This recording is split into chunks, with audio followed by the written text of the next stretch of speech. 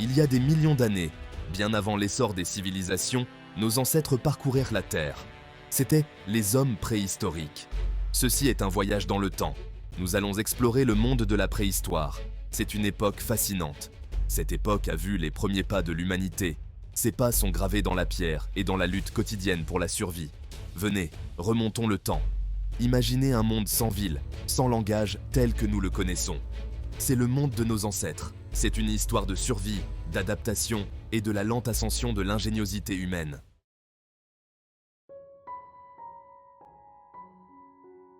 L'archéologie agit comme notre machine à remonter le temps. Elle révèle les secrets enfouis sous des couches de temps. Grâce aux fossiles, aux outils et à l'art, nous pouvons reconstituer l'histoire des hommes préhistoriques. Ces indices nous renseignent sur leur vie, leurs combats et leur extraordinaire voyage. Des savanes d'Afrique aux grottes d'Europe, leur présence se fait encore sentir. Chaque outil en pierre, chaque morceau d'os murmure des récits de leur existence. En les étudiant, nous acquérons une meilleure compréhension de notre propre place dans la grande tapisserie de la vie.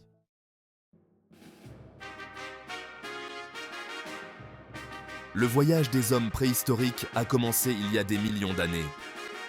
Notre histoire commence en Afrique. C'est là qu'apparurent les premiers humains. Ils étaient différents des humains modernes. Pourtant, c'étaient nos ancêtres.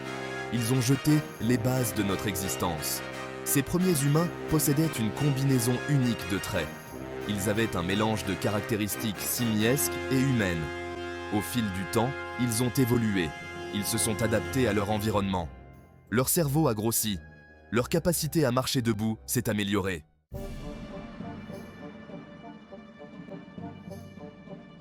Il y a environ 2,5 millions d'années, une nouvelle espèce est apparue. C'était Homo habilis, l'homme habile. Cette espèce a marqué un tournant dans l'évolution humaine. Ils ont développé la capacité de fabriquer et d'utiliser des outils. Ces outils étaient simples. Ils étaient principalement en pierre. Nous utilisions ces outils pour diverses tâches. Ces tâches comprenaient couper de la viande, creuser pour des racines et nous défendre. Cela a marqué le début de l'âge de pierre.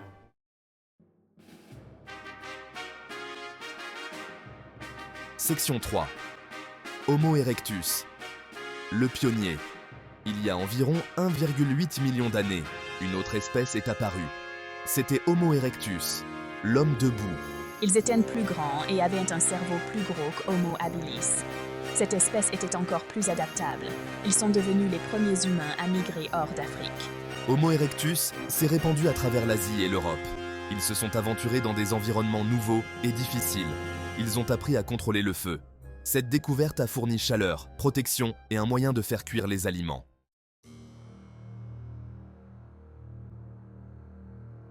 Section 1. Le mode de vie chasseur-cueilleur. La vie des hommes préhistoriques était une lutte constante pour la survie. Ils vivaient dans un monde regorgeant d'opportunités et de dangers. Leur journée était rythmée par les cycles de la nature, la disponibilité de la nourriture et la menace des prédateurs. Ces premiers humains étaient des chasseurs-cueilleurs. Ils comptaient sur leurs compétences et leurs connaissances pour se procurer de la nourriture dans leur environnement. La chasse était un effort coopératif. Les hommes travaillaient souvent ensemble. Ils traquaient et abattaient de gros animaux. Ces chasses nécessitaient une planification minutieuse, de la coordination et une connaissance approfondie du comportement animal. Le succès signifiait la différence entre se régaler et avoir faim. La cueillette, souvent effectuée par les femmes et les enfants, était tout aussi vitale. Ils cueillaient des plantes comestibles, des fruits, des noix et des racines. Cette tâche nécessitait une connaissance de la flore locale. Ils avaient besoin de savoir quelles plantes pouvaient être consommées sans danger et à quelle saison elles étaient disponibles. La vie des chasseurs-cueilleurs était nomade. Ils se déplaçaient d'un endroit à l'autre à la recherche de nourriture et d'eau. Leurs abris étaient simples et temporaires, consistant souvent en grottes, surplombs rocheux ou structures faites de branches et de peaux d'animaux. Ce mode de vie nomade a favorisé un lien profond avec la nature.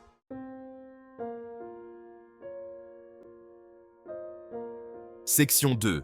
L'importance des outils en pierre. Les outils en pierre étaient essentiels à la survie des hommes préhistoriques. Ces outils étaient plus que de simples objets.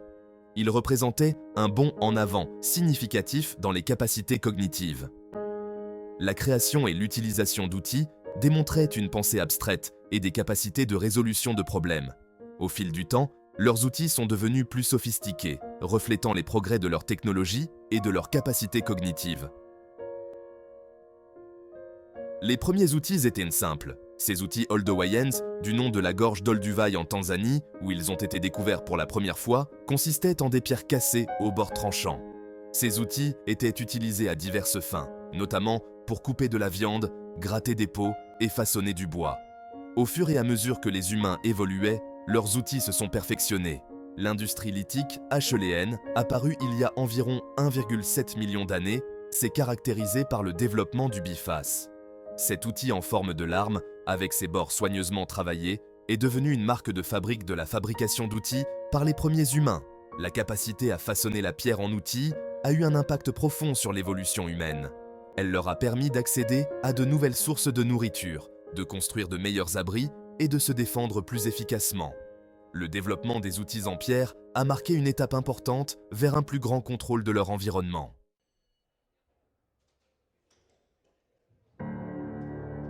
Section 3. La maîtrise du feu. Un tournant. La maîtrise du feu a été un moment charnière de l'histoire de l'humanité. Elle a radicalement modifié le cours de l'évolution humaine. Le feu procurait chaleur, protection contre les prédateurs, un moyen de cuire les aliments et une source de lumière. Il rassemblait les gens, favorisant les interactions sociales et le sentiment de communauté. Des preuves suggèrent qu'Homo erectus a peut-être été la première espèce d'hominidé à maîtriser le feu. Les premières preuves de feu contrôlé remontent à environ 1,5 million d'années. Cette découverte a transformé le mode de vie des premiers hommes. La possibilité de cuire les aliments a eu un impact profond sur la santé et la nutrition humaine. La cuisson de la viande la rendait plus facile à digérer, libérait plus de nutriments et réduisait le risque d'intoxication alimentaire. Ce changement alimentaire a contribué à la croissance du cerveau humain et au développement de dents plus petites. Le feu fournissait également chaleur et lumière, ce qui permettait aux premiers humains de s'aventurer dans des climats plus froids et d'étendre leurs activités la nuit. Cette nouvelle capacité à contrôler leur environnement leur a donné un avantage significatif dans leur lutte pour la survie.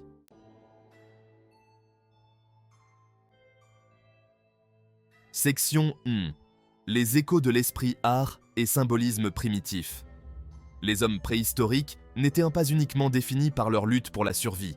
Ils possédaient un riche monde intérieur, une capacité de créativité et de pensée abstraite qui s'exprimait dans l'art et le symbolisme. Ces premières tentatives artistiques offrent un aperçu de leur capacité cognitive, de leurs croyances et de leurs relations avec le monde qui les entourait.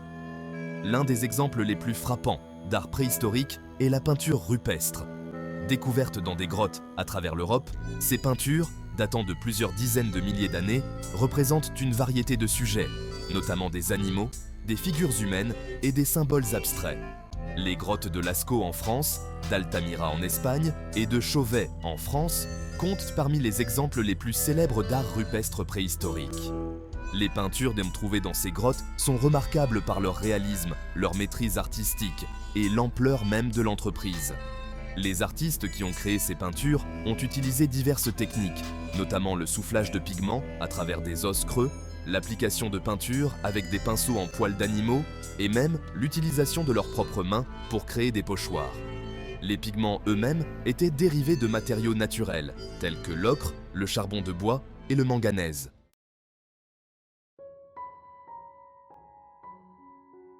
Section 2. Le langage des grottes, décoder l'art préhistorique. Interpréter l'art préhistorique est une tâche complexe et difficile. Les chercheurs ont proposé diverses théories pour expliquer la signification et le but de ces créations anciennes. Certains pensent que les peintures faisaient partie de rituels de chasse, destinés à assurer le succès d'une chasse ou à honorer les esprits des animaux. D'autres suggèrent que les peintures avaient une signification chamanique, représentant des visions vécues dans des états de conscience altérés. Les animaux représentés dans les peintures peuvent avoir été considérés comme des guides spirituels ou des totems, reliant le monde humain au royaume surnaturel. Les symboles abstraits trouvés dans les peintures rupestres sont particulièrement énigmatiques. Certains chercheurs pensent que ces symboles représentent des concepts abstraits, tels que la fertilité, le pouvoir ou le cycle de la vie et de la mort. D'autres suggèrent qu'ils ont pu avoir une fonction mnémonique, servant d'aide-mémoire pour des histoires, des chants ou des rituels. Malgré les difficultés d'interprétation, l'art préhistorique fournit des informations précieuses sur l'esprit de nos ancêtres. Ces peintures témoignent de leur créativité, de leur imagination et de leur capacité de pensée abstraite. Elles offrent une fenêtre sur un monde à la fois familier et profondément différent du nôtre.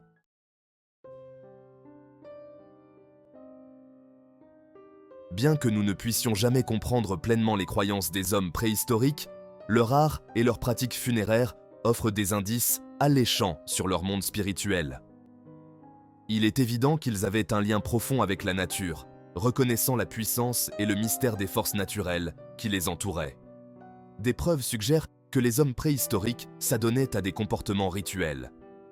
La présence de sépultures soigneusement aménagées, souvent accompagnées d'objets funéraires, tels que des outils, des ornements et même des offrandes de nourriture, indique une croyance en une vie après la mort.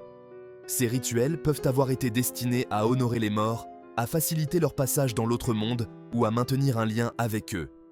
La vénération des animaux est un autre thème récurrent dans l'art et le symbolisme préhistorique. Les animaux n'étaient pas seulement des sources de nourriture et de matières premières. Ils étaient également considérés comme des êtres puissants, dotés de leur propre esprit et de leur propre volonté. L'acte de chasse peut avoir été imprégné d'une signification rituelle, une façon de se connecter au monde des esprits et d'assurer l'abondance continue du gibier. Le monde spirituel des hommes préhistoriques était probablement complexe et multiforme, façonné par leur relation étroite avec la nature, leurs expériences de la vie et de la mort, et leur capacité innée à s'émerveiller. Leur art et leurs rituels offrent un aperçu de ce monde, nous rappelant que la quête humaine de sens et de connexion est aussi vieille que l'humanité elle-même.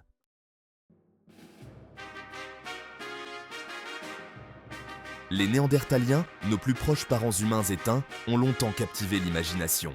Souvent dépeints comme primitifs et brutaux, des découvertes récentes ont brisé ces stéréotypes, révélant une espèce bien plus proche de nous qu'on ne le pensait auparavant. Leur histoire nous rappelle la complexité de l'évolution humaine et l'interdépendance de notre ascendance commune. Les Néandertaliens sont apparus il y a environ 400 000 ans, habitant certaines parties de l'Europe et de l'Asie pendant la dernière période glaciaire. Leurs caractéristiques physiques, notamment une corpulence trapue, un bourrelet susorbitaire proéminent et une boîte crânienne plus volumineuse que celle des humains modernes, étaient des adaptations aux environnements rudes et froids qu'ils habitaient. Pendant des siècles, notre compréhension des Néandertaliens s'est fondée sur des preuves fossiles limitées et a été alimentée par des idées fausses. Ils étaient souvent dépeints comme des habitants des cavernes primitifs, incapables de pensée ou de comportements complexes. Cependant, les découvertes archéologiques de ces dernières décennies ont brossé un tableau très différent.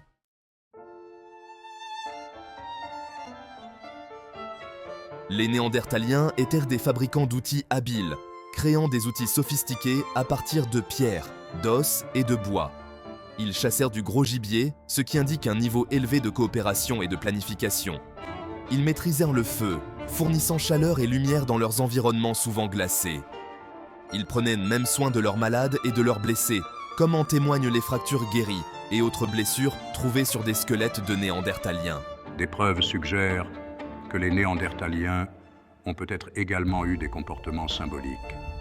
Les archéologues ont découvert des pigments d'ocre sur des sites néandertaliens, peut-être utilisés pour la peinture corporelle ou d'autres formes d'expression symbolique. Certains chercheurs pensent que les Néandertaliens ont même pu créer de l'art rupestre, bien que cela reste un sujet de débat.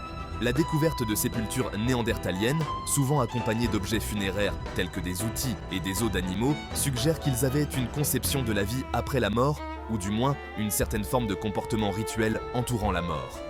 Ces sépultures apportent une preuve supplémentaire de leur capacité de pensée abstraite et de leur complexité émotionnelle.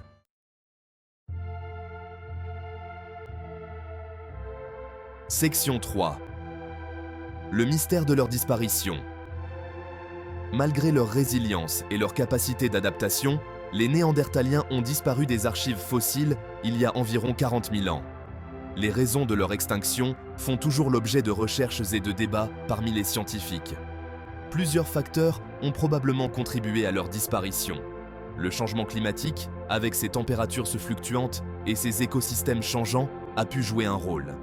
Les Néandertaliens, adaptés aux environnements froids, ont peut-être eu du mal à s'adapter à des conditions plus chaudes ou à rivaliser pour les ressources avec d'autres espèces d'hominidés, notamment nos propres ancêtres, Homo sapiens, qui migraient sur leur territoire. Des études génétiques récentes ont révélé que les Néandertaliens et Homo sapiens se sont croisés, laissant un héritage génétique dans les populations humaines modernes. La plupart des personnes d'ascendance européenne et asiatique portent un faible pourcentage d'ADN néandertalien. Cet échange génétique suggère que les Néandertaliens n'ont pas été entièrement remplacés par Homo sapiens, mais ont été, dans une certaine mesure, absorbés dans notre lignée.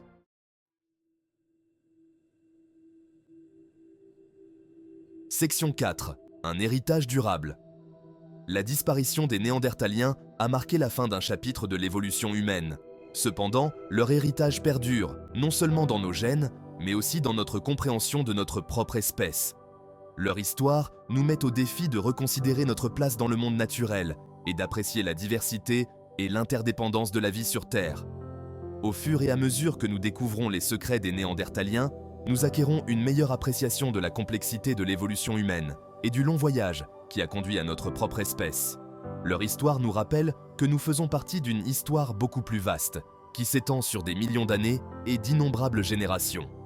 En comprenant notre passé, nous comprenons mieux qui nous sommes et notre place dans le monde.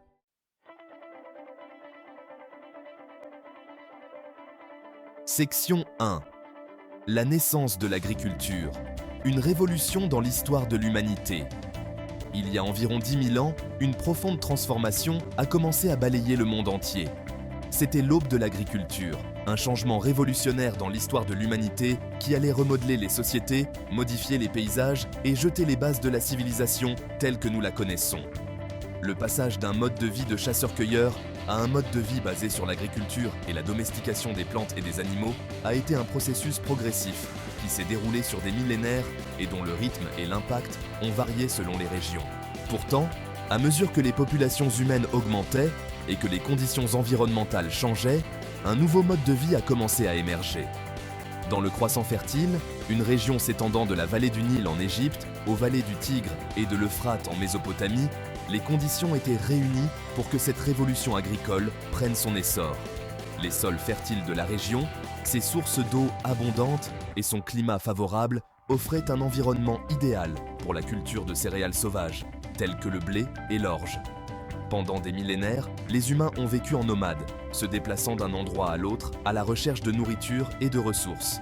Leur survie dépendait de leur connaissance approfondie du monde naturel, de leur capacité à suivre et à chasser les animaux, et de leur habileté à cueillir des plantes comestibles.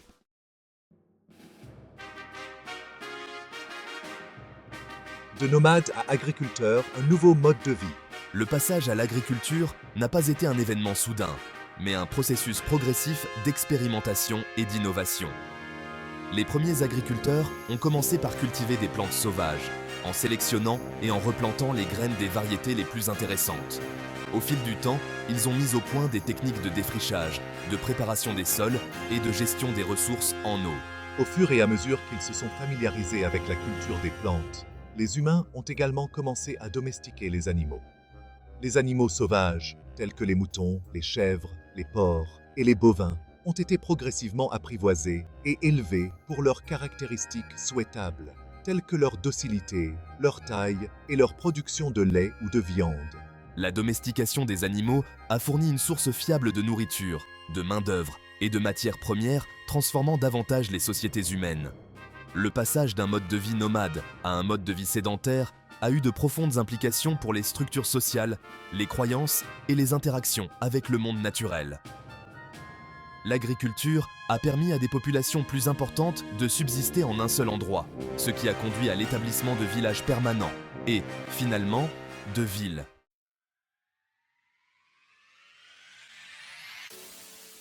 Avec l'avènement de l'agriculture, les sociétés humaines ont connu une période de transformation rapide. Le surplus de nourriture et de ressources généré par l'agriculture a permis la spécialisation du travail.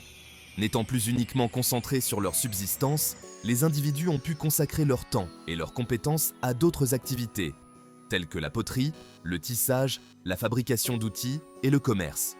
À mesure que les villages se sont transformés en villes, des hiérarchies sociales sont apparues, avec des élites dirigeantes, des chefs religieux, des artisans et des travailleurs. Des systèmes de gouvernance, de droit et de religion se sont développés pour gérer ces sociétés de plus en plus complexes. L'invention de l'écriture, initialement utilisée pour la tenue des registres et le commerce, a révolutionné la communication et la transmission des connaissances.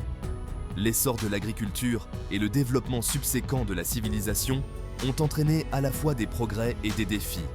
Si l'agriculture a permis de stabiliser l'approvisionnement alimentaire et la croissance démographique, elle a également entraîné une concurrence accrue pour les ressources, des inégalités sociales et une dégradation de l'environnement.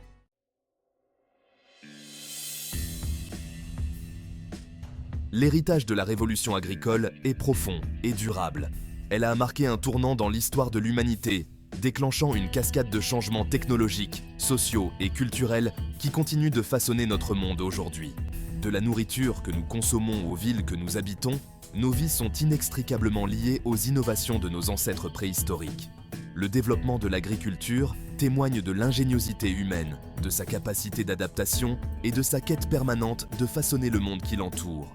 C'est une histoire de progrès et de défis qui nous rappelle l'interdépendance des sociétés humaines, de l'environnement naturel et de l'héritage durable de notre passé commun.